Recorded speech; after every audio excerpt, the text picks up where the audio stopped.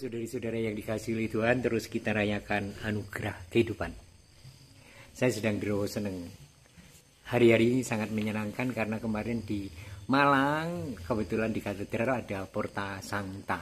Dan kemudian membuat ibadat kecil untuk merayakan tahun yubile, tahun rahmat, tahun kerahiman Allah, tahun penebusan bagi dosa. Tetapi saya itu agak gampang, sebenarnya tahun yubile ini apa ya sing arep disasar. Nah, di Roh Seneng ini saya ketemu dengan seorang ahli teologi dari Kentungan, Romo Indra Sanjaya, yang kebetulan hadir di Roh Seneng. Maka mumpung ada di samping saya ingin mewawancarai untuk mempertajam pengertian dan kemudian penghayatan dan pewujudan bagi saya sendiri dan mudah-mudahan juga bagi gereja tentu saja. Yuk kita ikuti sebentar ya. Romo Indra Sanjaya. Halo. Halo. Gimana kabarnya ini? Baik dong. Kebetulan di sini. Ya, dan sangat menyenangkan ini waktu muda. Saya dengan beliau ini di Kentungan. Pokoknya naik belayang, mangan, ngeband ya. Kita satu grup. Nah, sekarang saya ketemu di Kentungan sekalian di Roh Seneng sekalian nostalgia. Romo. Ini kan tahun yubile. Dan orang-orang berbondong-bondong, terutama yang diincar itu ingin masuk ke Porta Sancta. Nah, Holidor itu ya. Oh, Holidor ya. Pintu suci ya. Seperti itu kah? Maksudnya ada dua hal yang ingin saya tanyakan. Pertama, pemahaman yang seperti apa sekarang ini yang terjadi dan semestinya poin apa yang harus ditonjolkan untuk dihayati pada tahun yubile? Jadi begini Romo Agus ya. Kalau kita mulai dengan istilahnya tahun yubile, itu biasanya orang mengaitkan dengan istilah Alkitabiah tahun Yobel yang ada di dalam kitab Imamat pasal 25 ya.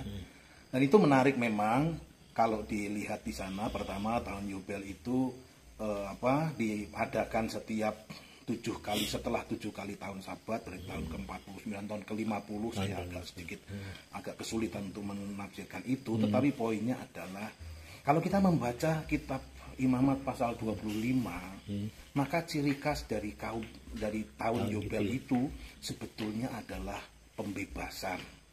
Dan terutama pembebasan apa? Pembebasan dari utang. Tanah yang biasa digarap, tanah yang digadaikan karena kesulitan ekonomi, kurang beruntung begitu, itu pada tahun ke-50 mesti dikembalikan. Orang yang kurang beruntung dalam bekerja akhirnya utang, akhirnya harus menjadi budak begitu. Nanti pada tahun ke-50 mesti dikembalikan, dibebaskan. Jadi unsur yang utama sebetulnya adalah pembebasan dari utang.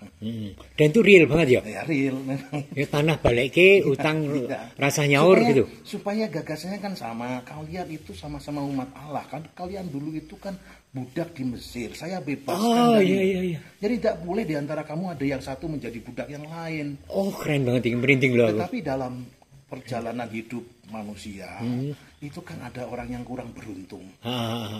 Ekonomi mungkin entah apa, pokoknya kurang beruntung sehingga yang satu bisa mumbul, yang satu tidak bisa.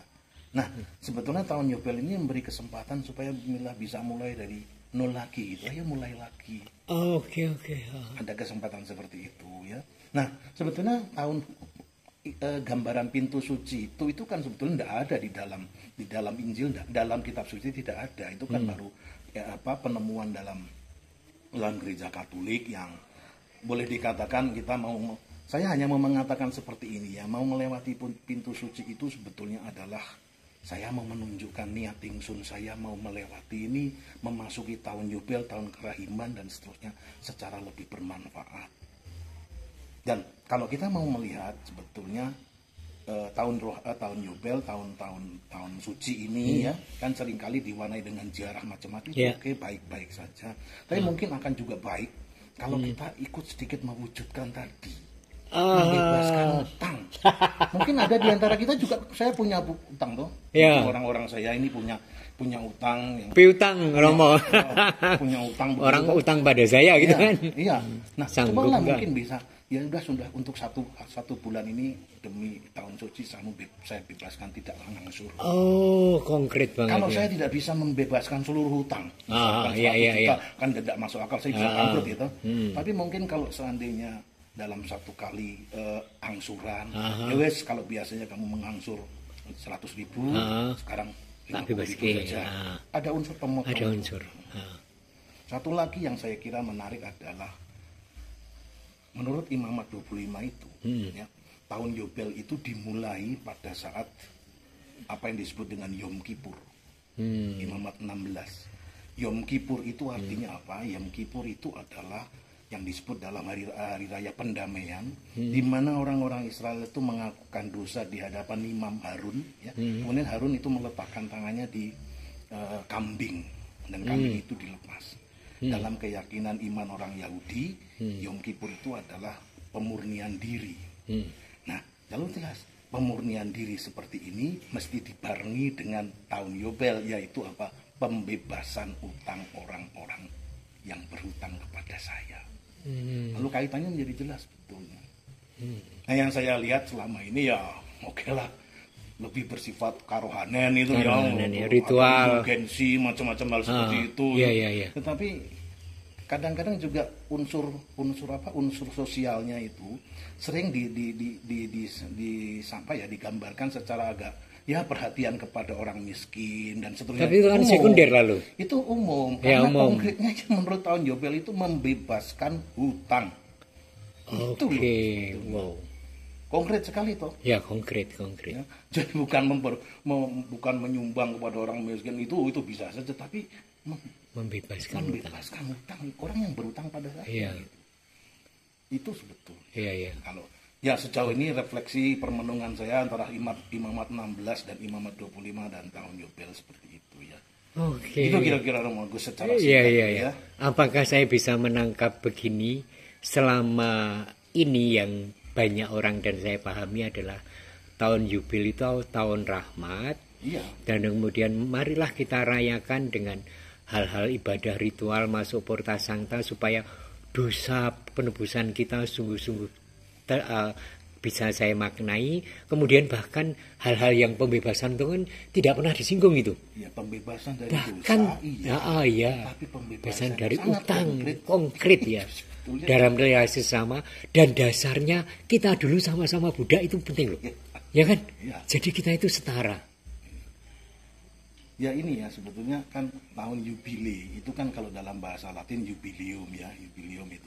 Sebetulnya Yobel dalam bahasa Ibrani dengan jubileum itu agak sedikit berbeda ya. Kalau saya mau gaduk-gaduk apa jubileumnya membuat kegembiraan itu apa? Yang membuat kegembiraan itu sebenarnya pembebasan itu. Pembebasanlah yang memberi kegembiraan. Maksudnya ini pembebasan utang atau pembebasan Mesir apa bang? Pembebasan dari dosa. Pembebasan kalau kita maknai secara rohani malah menjadi pembebasan dari dosa, ya indulgensi 50 tahun sekali diberi indulgensi pembebasan. Itu kan pembebasan dari dosa yang seharusnya juga memberikan sukacita. Tetapi secara konkret juga ini sukacita itu karena dibebaskan dari utang-utang. Ya. Itu istilahnya ya, pada tahun ke-50 tahun Yobel kamu harus pulang masing-masing ke sanak saudaranya sendiri dan ke tanahnya sendiri. Artinya apa? Kalau pulang ke saudaranya sendiri berarti saya dibebaskan dari jadi budak. Saya boleh pulang ke rumah saya sendiri. Ke tanah saya sendiri karena apa? Tanah itu dikembalikan pada saya. Tahun ke-50. Konkret banget. Ya. Lalu kita kadang-kadang menjadi mengabstraksikan lalu rohani larinya kepada indulgensi dan indulgensi ya. 1